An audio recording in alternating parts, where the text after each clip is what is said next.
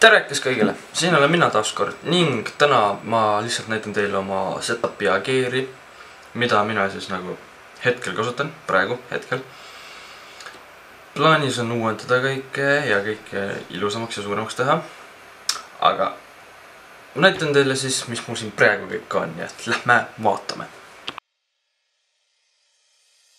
Arvutiks on mul Aceri poolt Aspire V3 772G, mis sai ostetud, kui ma õigesti mäletan, 2013. aasta lõpus. Arvuti pole tänapäeval just kõige võimsam, aga ta teeb siiski töö ära.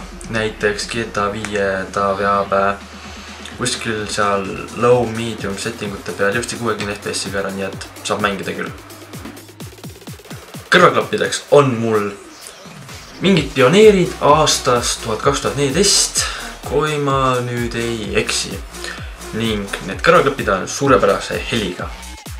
Toas on olemas muidugi Logitechi poolt 2.1 helisüsteem. Heliseaded on arvutis kohandatud ning niimoodi on heli mõnus ja bass väga tugev. Aga huvitav. Palju naabreid ma olen välja vihastanud juba. Vahet pole. Videote tegemiseks on mul olemas Hama tripood, mis teeb tööd ilusti. Kaamera on hetkel laenatud Uku käest. Shoutout to Uku, you the man.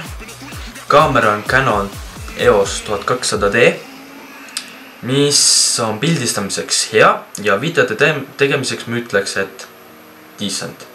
Arvutis mängin ma tavaliselt klaviatuuriga, aga tuleb ette ka mänge, kus ma võtan oma Xboxi kontrolleri kasutusse. Xboxi mul endal tõesti ei ole, sest et PC Gaming for the win, da. Ning lõpetuseks siis räägime ka, mis on see valgus mul arvuti taga. Ehk siis ühesõnaga arvuti tagust valgustab meetrine RGB LED, mis annab nii päeval kui ka öösel suurepärast efekti, valgustab ilusti, mulle meeldib. Aga see siis oligi minu setup, gear, mis iganes. Loodan, et teile meeldis. Peatse nägemisega.